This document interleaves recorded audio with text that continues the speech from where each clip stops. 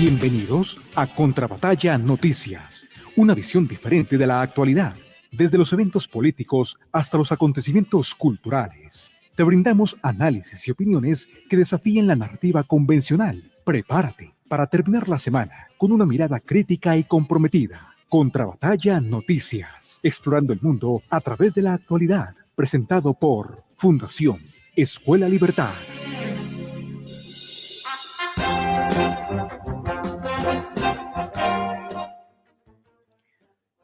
Muy buenas tardes a todos ustedes, audiencia de Contrabatalla Noticias. Este es un resumen que preparamos con ustedes con el apoyo y la ayuda de Fundación Escuela Libertad y La Hora de la Verdad, para que usted se vaya el fin de semana bien informado de lo que está pasando en Colombia. Tendremos que hablar de la reforma pensional. ¿Logrará pasar al cuarto debate? Tiene realmente menos de 20 días la comisión séptima de la Cámara para pasarle el documento a la plenaria y allí se decida lo que debe ocurrir. Se cree que hay suficientes votos para que logren aprobar la famosa ponencia que le daría vida a la reforma pensional de Gustavo Petro. Nuevos nombres en el escándalo de la Unidad de Gestión del Riesgo. Y prepárense, porque aquí hay unas personas de la mayor importancia en la política nacional que vuelven a sonar y otros que llegan a esa lista. Recuerden ustedes que Snyder Pinilla había dicho que por lo menos había 15 personas involucradas en el escándalo. La próxima semana se cree que la Fiscalía podrá recibir tanto a Almedo López como a Snyder Pinilla para que amplíen las denuncias que tienen contra los políticos. También se habla de ministros, ya lo vamos a discutir. El desastre con la salud de los maestros. ¿Qué pasó con el modelo piloto que hay de reforma a la salud y que implementó Gustavo Petro con los maestros de Colombia? Lo que ha ocurrido con el FOMAC, con Fidoprevisora y por supuesto lo que eran las EPS de los maestros es realmente dramático y muestra el problema que nos traería para 50 millones de habitantes la nueva reforma a la salud que pretende Gustavo Petro a la mala.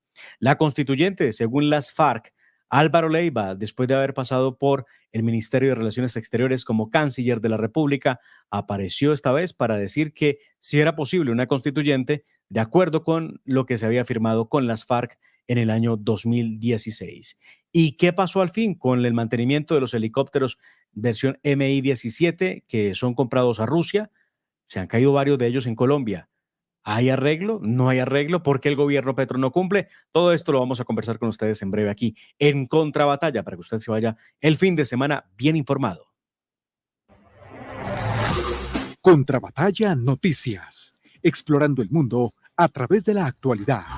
Presentado por Fundación Escuela Libertad.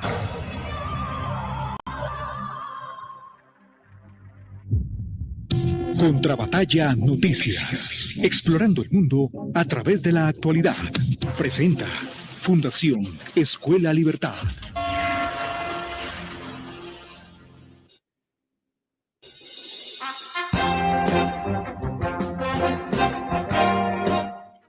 Prácticamente en 3 debates se definió el futuro de la reforma pensional que Gustavo Petro pretende hacer aprobar para quedarse, cuando menos, con 405 billones de pesos de los ahorradores. Aunque Gustavo Petro ha dicho que no es cierto que vaya a quedarse con el dinero, lo que sí está en el papel es la posibilidad de que este tema del régimen contributivo de las pensiones lo administre alguien en el Banco de la República. Y ese alguien tiene que ver con gente que elegirá directamente Gustavo Petro. ¿Qué va a pasar? ¿En qué está el debate? Se lo preguntamos a Nicolás Goyeneche. Nicolás, buenas tardes. Buenas tardes, Mar. Así es, la reforma pensional entra a la recta final, va hacia su cuarto debate en la plenaria de la Cámara de Representantes. Esta semana, en tiempo récord, en solo 3 días, la Comisión Séptima de la Cámara aprobó la reforma pensional con 17 votos a favor y 3 votos en contra. 95 artículos muy peligrosos para el país de Mar, usted bien lo señala, que significan la expropiación del ahorro de los colombianos, la transferencia de mucho del ahorro que hoy tienen los fondos privados de pensiones a ese pilar contributivo que entraría a administrar, en este caso el Banco de la República, como usted dice, Mar, con miembros elegidos por el presidente. Un peligro para el ahorro de los colombianos, para sus rendimientos y sobre todo, de Mar, un riesgo para el futuro de los más jóvenes, que son los que entrarían a estar más afectados por esta reforma, pues se estima que el hueco fiscal que supone este sistema pensional reventaría antes de 50 años, de manera que los que hoy comienzan su vida laboral se estarían enfrentando al desafío de no poder pensionarse si siguen las cosas como están. En la comisión de Mar se mantuvo el umbral de cotización a Colpensiones en 2,3 salarios mínimos. Esto supone que la mayoría de los colombianos tendrán obligatoriamente que contribuir al fondo público y no podrán prestar sus ahorros a los fondos de ahorro individual ni recibir las respectivas ganancias. Pero Edmar, quiero mostrarle, porque el país merece saber los nombres de los que apoyaron al gobierno de Gustavo Petro en este embeleco de la reforma pensional. Ahí están en pantalla, son 4 del pacto histórico. Sí, señor, este señor Germán Gómez, que es de De Comunes. Comunes, Marta Alonso del Partido Verde, Juan Londoño también del Verde, Karen López y Juan Carlos Vargas, que hacen parte de esas curules especiales que se aprobaron en el acuerdo con las FARC, supuestamente para las víctimas. Del Partido Liberal, 4 votos también, que no sorprende después del apoyo que prestaron ese partido en el Senado de la República, pero los que sí extrañan son los 2 conservadores. El Partido Conservador fue mucho más renuente en el Senado que aparentemente en la Cámara. Gerardo Yepes y Jorge Quevedo, 2 reconocidos parlamentarios del Partido Conservador. En el caso de Gerardo Yepes ya había tenido previamente cuestionamientos por apoyar al gobierno, incluso en contra de decisiones de su bancada, y Víctor Salcedo y Camilo Ávila del Partido de la U. Y Edmar, como lo advertimos, esto supone, con ese umbral del 2,3, un enorme riesgo para la sostenibilidad de los fondos privados de pensiones que el gobierno dice que no quiere acabar, pero de facto insiste, uno, en mantener ese umbral en 2,3 en la comisión, pero al parecer el gobierno va a insistir subirlo en la plenaria. Y escuchemos lo que dijo la ministra de Trabajo sobre precisamente los fondos privados. Y juzguen ustedes si en verdad el gobierno quiere mantenerlos o en realidad la estrategia del umbral es una estrategia para acabarlos. Muchos me dicen, ministra, ¿y por qué no quita los fondos privados? Este es el momento, acábelos. Yo quisiera, se los digo, quisiera, pero no puedo negar la oportunidad porque hoy tenemos un régimen público que no tiene la capacidad con el sistema de prima medio, no tiene la capacidad para mantener la sostenibilidad y la pensión de los colombianos y colombianas. Edmar, sorprende que un sistema que hoy no tiene la capacidad con la reforma que va a asumir precisamente la carga de pensionar a más colombianos, de la noche a la mañana va a tener la capacidad de administrar esos recursos que entraría a recibir luego de que se apruebe la reforma. Como hablamos de Mar, esto es una carrera contra reloj, quedan poco más de 20 días, pero en la práctica son solo 2 semanas de sesiones en el Congreso que ponen en riesgo precisamente esta reforma y que podría enredarse el trámite en plenaria, que es donde tenemos depositadas todas las esperanzas. Sin embargo, el gobierno ha logrado en la Cámara lo que en Senado tardó poco más de un año, en la Cámara de Representantes lograron sacarlo en 3 días.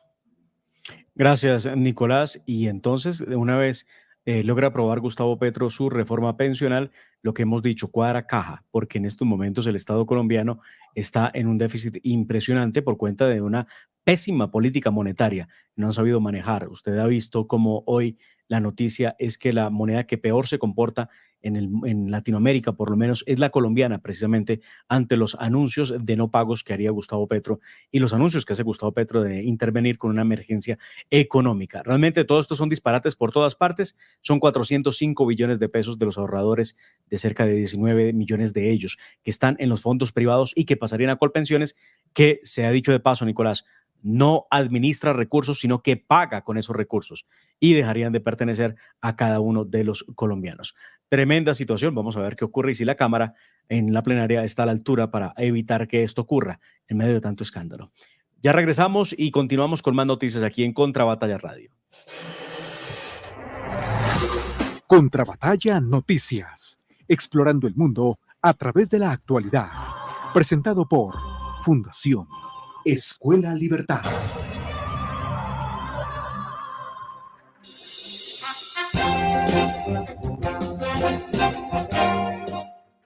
¿Cuáles son los nuevos nombres y qué es lo que ha pasado con el escándalo de la Unidad de Gestión del Riesgo, donde está Olmedo López, el petrista AAA, que aspiró al Senado de la República y luego terminó como director puesto allí por Gustavo Petro en la Unidad de Gestión del Riesgo?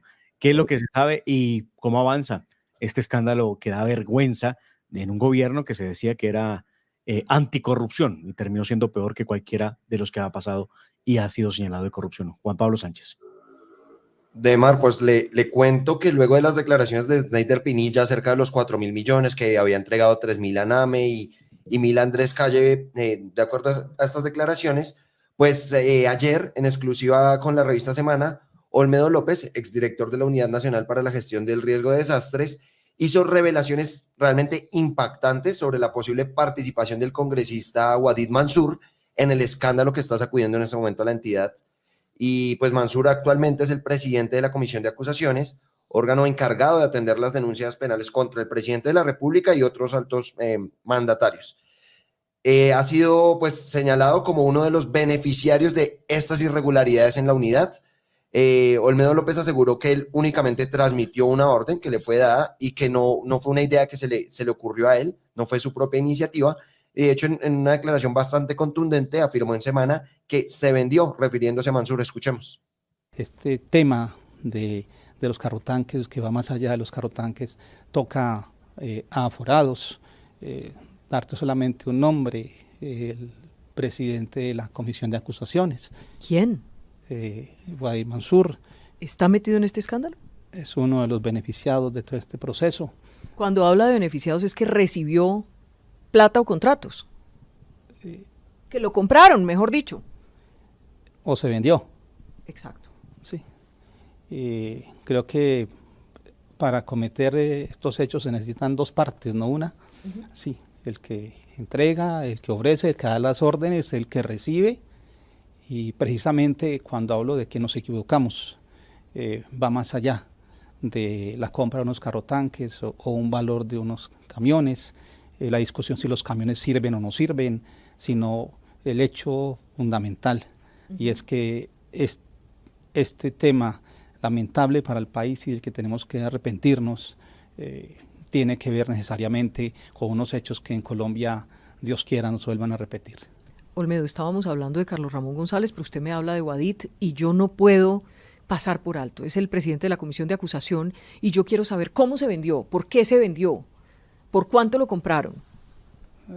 Es un tema de contratación, fundamentalmente que está documentado, tengo las evidencias, recibí también instrucciones, no se me ocurrió.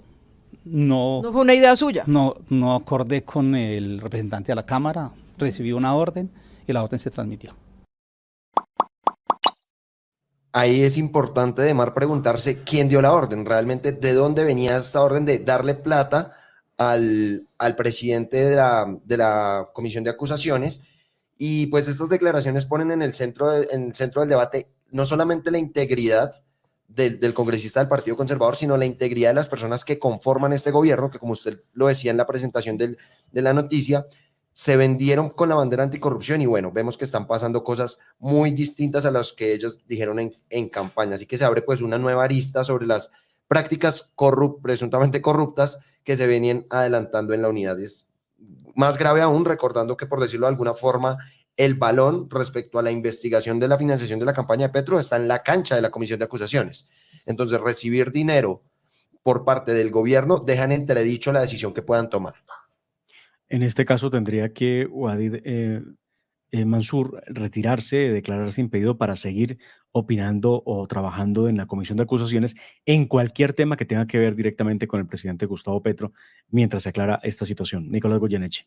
Es que, Demar, el caso de Wadid Mansur, de comprobarse lo que el señor Olmedo López está diciendo a los medios de comunicación, explicaría muy bien por qué la Comisión de Acusaciones no se ha movido con los procesos del presidente y en particular con ese juicio político que ordena el artículo 109 de la Constitución para aquellos que violan los topes electorales. Aparecerán las llaves si se comprueba y si Olmedo López muestra las pruebas que dice tener. Y hay que esperar cuál va a ser la reacción y cuáles son las pruebas que se dice que tienen de algunos personajes que están involucrados allí y que son muy cercanos a Gustavo Petro, mucho más que Olmedo López inclusive. Se habla de Laura Sarabia, se habla de Luis Fernando Velasco. ¿Qué tienen que ver? ¿Qué pasó con ellos? ¿Dónde los mencionan? Todo esto se sabrá la próxima semana. Ustedes estén muy pendientes, porque claro, a través de nuestras redes estaremos contándoles a ustedes de qué se trata. De verdad que este escándalo cada día peor en el gobierno que se cree era anticorrupción. Avanzamos, escuchen ustedes Contrabatalla. Contrabatalla Noticias, explorando el mundo a través de la actualidad. Presentado por Fundación Escuela Libertad.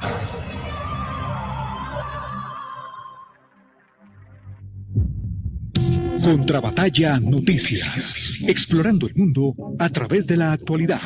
Presenta Fundación Escuela Libertad.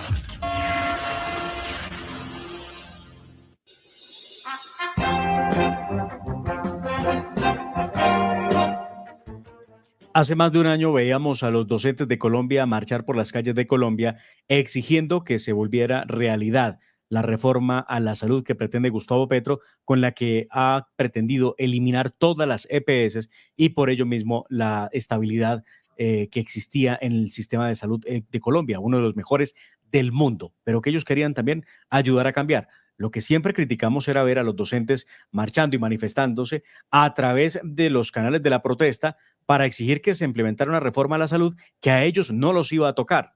Pues muy bien, vean ustedes las cosas de la vida. Entre tanto, ir y venir en Colombia, el actual ministro Guillermo Alfonso Jaramillo y Gustavo Petro lograron a crearle el plan piloto de cómo sería la salud para 50 millones con los 800,000 usuarios del magisterio que estaban en el sistema de salud administrado por FOMAC y por Fidoprevisora. Lo grave, en lo que terminaron. Ya lo van a escuchar ustedes. Julián Peña, ¿en qué van las protestas y la situación de los maestros que se han quedado sin salud prácticamente? Bueno, Edmar, un saludo especial para usted, para toda la mesa de trabajo y para todos nuestros oyentes de Contrabatalla Radio y Contrabatalla Noticias. Déjeme hacerle un contexto a usted y a todos nuestros oyentes sobre esta delicada situación con la salud de los maestros. Todos sabemos que uno de los principales proyectos del gobierno del presidente Petro ha sido la reforma a la salud. Sin embargo, este proyecto ha enfrentado numerosas controversias y divisiones políticas que han sido evidentes y que por tales motivos eso llevó a que se archivara ese proyecto en la Comisión Séptima de la Cámara de Representantes.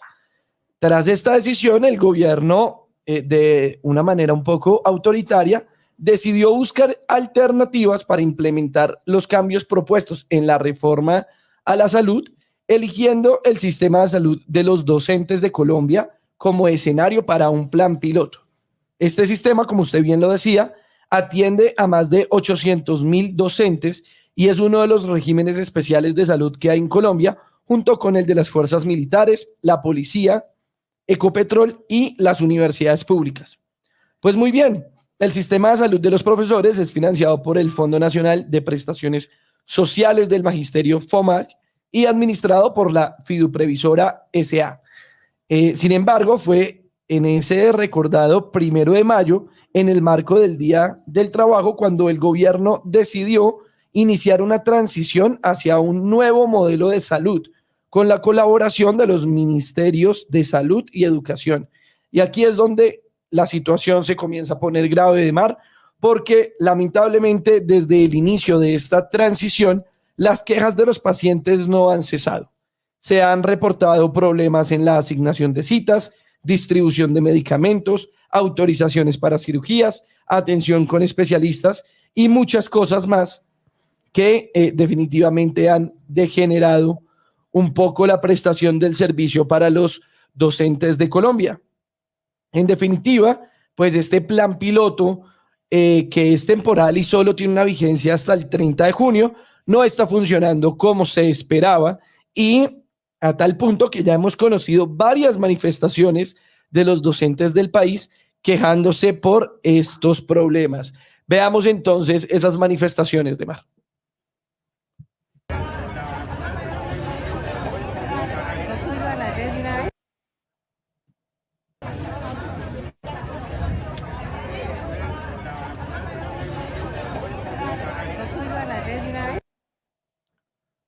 Pues muy bien, según investigaciones de la W Radio, al interior de los sindicatos de profesores más importantes del país, los maestros están siendo víctimas de persecución por denunciar las irregularidades del nuevo modelo de salud. Además, se ha cuestionado la transparencia en la contratación del software para el sistema de salud que estaría direccionado a los maestros con los mismos operadores de siempre.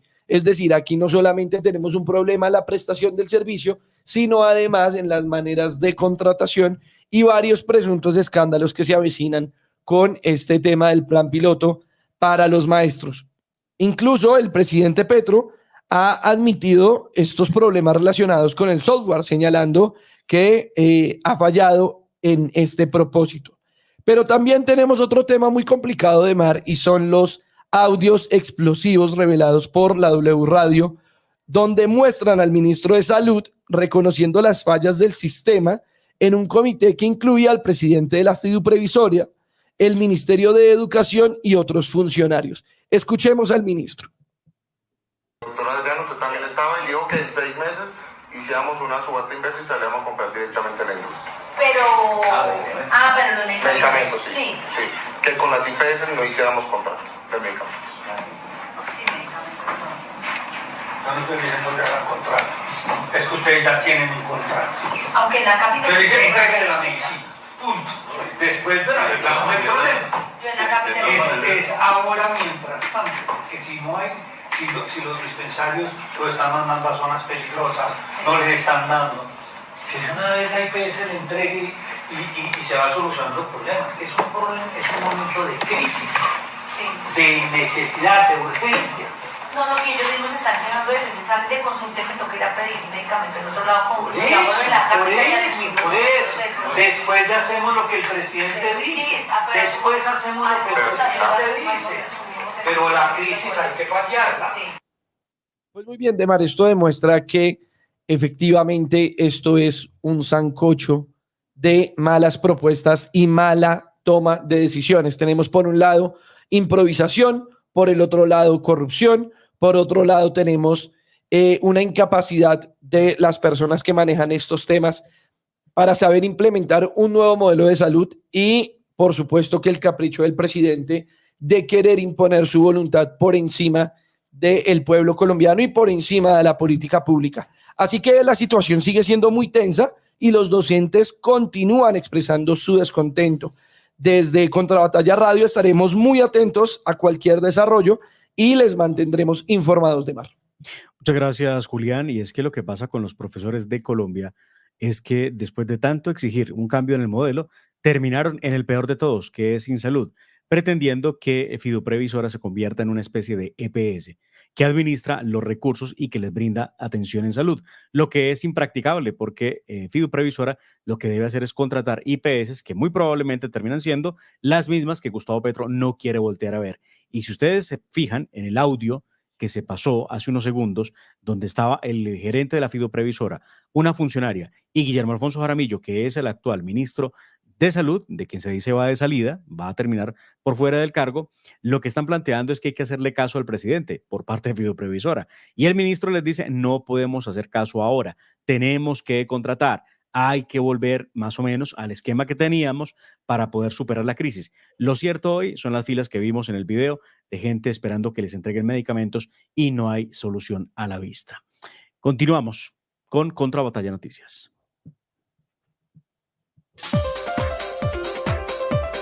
Desde la trinchera de la derecha, estamos comprometidos en desafiar la narrativa dominante y ofrecerte una visión alternativa de la realidad. Sintonízate con Contrabatalla Noticias y únete a la lucha por la verdad y la libertad.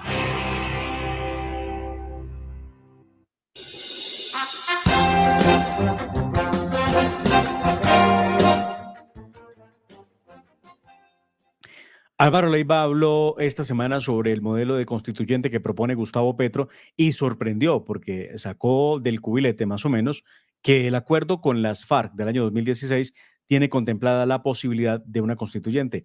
Ana Milena. Así es, Demar. Álvaro Leiva, el ex canciller de Colombia, sacó un video en sus redes sociales, específicamente en X, que tituló Ciudadanos, Ciudadanas. Habla de tres cosas principalmente en este video. Primero, reformas políticas de Petro, en lo que lo plantea como una promesa que hacía parte del el acuerdo de paz en La Habana. Justamente, y como usted lo mencionaba, dice esto, que el acuerdo de paz en La Habana con las FARC no ha concluido. No solamente ya estamos hablando de un tema de implementación, sino justamente como de una extensión que presenta el acuerdo de paz en La Habana como para una constituyente, que no lo dice textualmente, sino que habla de un gran acuerdo nacional. Escuchemos justamente un fragmento de esto, de este video del ex canciller Álvaro Leiva.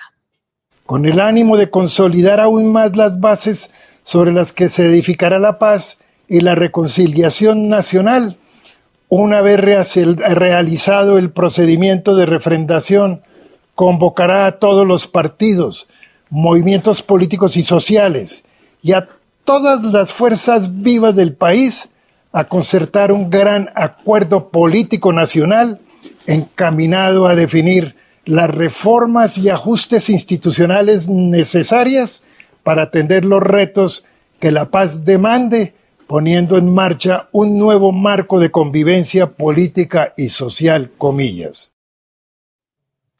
Demar, lo vimos, el ex canciller habla de una refrendación que parece ser que a él y a todo este gobierno y a todas las personas que estuvieron a favor de este acuerdo de paz con las FARC, se les olvidó que en esa refrendación ganó el no, con más de 6 millones de colombianos que justamente dijimos que no estábamos de acuerdo con lo que se planteaba en este acuerdo de La Habana. Y fuera de eso también desconoce a los más de 10 millones de colombianos que no votamos a favor de Gustavo Petro, y habla de un gran acuerdo nacional, pero desconociendo justamente a esas personas que no están de acuerdo ni con la paz en La Habana, ni cómo surgió, ni mucho menos de las propuestas de Gustavo Petro. Y es un poco más esa extensión que hemos visto de Gustavo Petro, en el que dice que si se forman, que se tienen que aprobar sus reformas políticas en el Congreso, o que de lo contrario nos vamos en la constituyente. Estamos casi que en una amenaza que nos está poniendo este gobierno. Fuera de eso, parece ser que al ex canciller se le olvida que no puede pasar por encima de la constitución política, ni siquiera ese acuerdo que pasaron ilegítimamente a través del fast track en el 2016-2017. Y hay una pregunta que me parece importante, Demar, y con la que quisiera abrir un poco más la conversación a la mesa. ¿Qué cargo ostenta hoy en el gobierno Álvaro Leiva para hablar con más o menos esa propiedad con la que estaba hablando, de anunciarle, y de vocero máximo pues de este gobierno, de anunciarle al país que lo que está haciendo Gustavo Petro termina siendo una convocatoria para una constituyente, y que más o menos de no ser así, pues cuando menciona a organismos internacionales, de no ser así, pues que entonces sí apoya que el presidente Petro salga a denunciar al país, o más que todo al Estado, frente a entes internacionales? Entonces sí hay un punto importante aquí en el que las críticas y los comentarios de la oposición han versado alrededor de, bueno, y fuera de el grave mensaje que da Álvaro Leiva Durán, ¿quién es él hoy para venir a hablar de esta manera del gobierno de Gustavo Petro?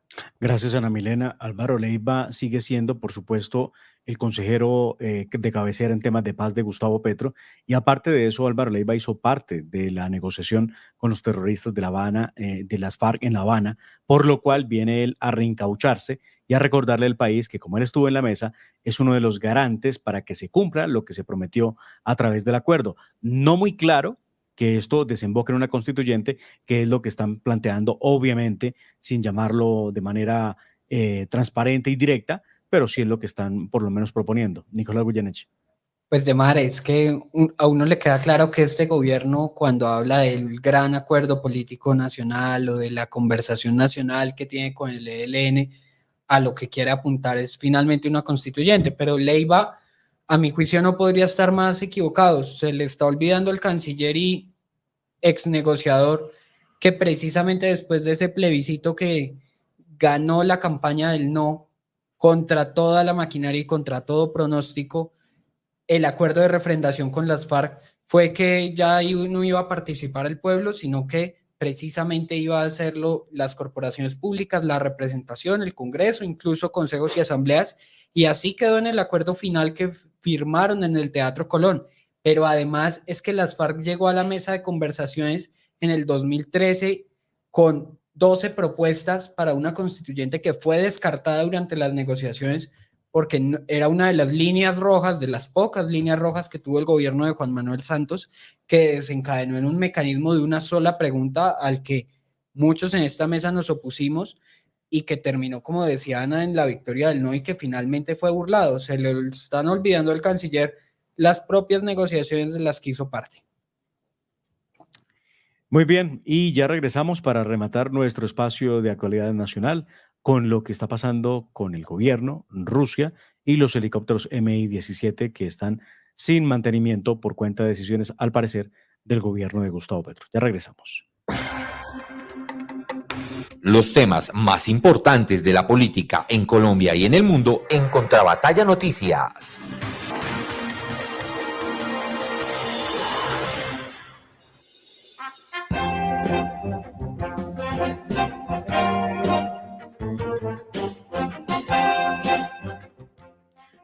Se ha vuelto costumbre en Colombia que los aviones y sobre todo los helicópteros se caigan cuando se trata de los de la fuerza pública. ¿Qué es lo que realmente está pasando? El gobierno ha negado que haya problemas para el mantenimiento, pero al parecer desde Rusia le responden y dejan en evidencia que sí hay unos serios problemas. ¿Cuántas personas han perdido la vida? ¿Cuántas aeronaves tipo helicóptero han caído en Colombia? ¿Todos de la fuerza pública? Se lo preguntamos a Isabel Armel. Isabela, buenas tardes. Buenas tardes, Demar. Buenas tardes a todos nuestros oyentes. Bueno, Demar, de esto tenemos mucho por contar. Para un breve contexto, hace mucho tiempo se tenía un contrato con la empresa rusa NASK, que era la encargada de hacer el mantenimiento de estos helicópteros Mi-17. Tiempo después, el gobierno de Gustavo Petro decidió de manera unilateral suspender este contrato. A hoy, 11 de los 20 helicópteros Mi-17 están varados en tierra exactamente en Tolemaida, justo por falta de este mantenimiento que es muy, muy necesario para su mantenimiento, para su funcionamiento. Es muy preocupante, Demar, porque estos helicópteros tienen una característica muy especial y es que son usados por el Ejército Nacional para llegar a zonas de difícil acceso, para cargar y descargar tropas en cualquier lugar. De hecho, aprovecho para comentarle que parte de estos helicópteros fueron usados en la Operación Jaque, una de las operaciones más impecables que ha tenido el Ejército de Colombia. Le cuento también a la mesa que Colombia podría llegar a enfrentarse a un juicio internacional por no cumplir este contrato, pero bueno, el representante de la Cámara, Julio César Triana, mandó un derecho de petición a esta empresa rusa, la cual le dijo que tenía toda la disposición para darle funcionamiento y mantenimiento a estas aeronaves, ya sea con ellos mismos o buscar empresas avaladas para el mantenimiento de estas aeronaves, ya que ellos son los que saben quiénes pueden hacer el mantenimiento y que queden en perfecto estado. Pero que no tenían un interés de llegar a un juicio internacional, pero que si no se hace una pronta solución, pues puede pasar que se llegue a este juicio internacional. Recordemos que en el último año, Marco, como usted lo mencionaba, han habido 5 accidentes de estas aeronaves del ejército, donde tristemente han perdido la vida 21 militares. Esto es una alarma porque al parecer el gobierno nacional no le ha dado mucha prioridad a este tema. Aquí tenemos algunas palabras del ministro de Defensa sobre qué está pasando con las aeronaves y el mantenimiento de ellas. Cantidad de helicópteros que está efectivamente en conservación para evitar el deterioro mientras logramos solucionar esta situación en la que nos encontramos por el mantenimiento que debían hacer las empresas rusas, pero que en virtud de la guerra, en la posición nuestra del gobierno, la posición política que se ha adoptado, esos contratos de mantenimiento que ya están terminados, que tendría que celebrarse nuevos contratos para continuar con el mantenimiento. Estamos en más una espera, preservando lo existente. Se están utilizando también todavía los que no tienen esa necesidad de mantenimiento, pero siempre a la espera de una solución, bien sea a partir también de una nueva situación que se presente en el ámbito mundial o de la posibilidad con otras empresas para que ese mantenimiento pueda ser prestado. Demar, Como vemos, pues el ministro muchas soluciones pues no da, de hecho deja varios interrogantes, y es muy preocupante además, sobre todo por este momento que estamos viviendo de orden público y de estos combates y básicamente esta guerra que hay entre los terroristas de las FARC y nuestra fuerza pública. También han dificultado muchísimo la llegada de los militares a zonas de difícil acceso, que precisamente para esto pues están estos helicópteros, y como dice el ministro, por ahora se están usando los que todavía no necesitan mantenimiento. ¿Será que están esperando otro accidente para ver si sí necesitan el mantenimiento de las aeronaves? Lo grave es tener que pensar en que eso va a ocurrir, en que por falta de mantenimiento puede haber más accidentes. De hecho, hace muy poco, esta semana, un integrante del pacto histórico que tenía que desplazarse precisamente en un avión de ejército, no en un helicóptero de ejército, decía que tenía miedo y no se montó en él porque pues, teme que pueda ocurrir una cosa parecida a las que lamentablemente hemos tenido que registrar con cerca de 21 personas fallecidas porque pues, han muerto al caerse los helicópteros que no tienen mantenimiento y el gobierno Petro no le presta atención. Vamos a ver en qué terminamos con todo esto. Esto es Contrabatalla Noticias, un resumen ejecutivo para que usted se vaya el fin de semana bien informado de lo que está pasando en Colombia. A todos ustedes y a esta mesa, muchas gracias por acompañarnos. Nos vemos y nos escuchamos dentro de 8 días nuevamente con un resumen de noticias. Feliz tarde.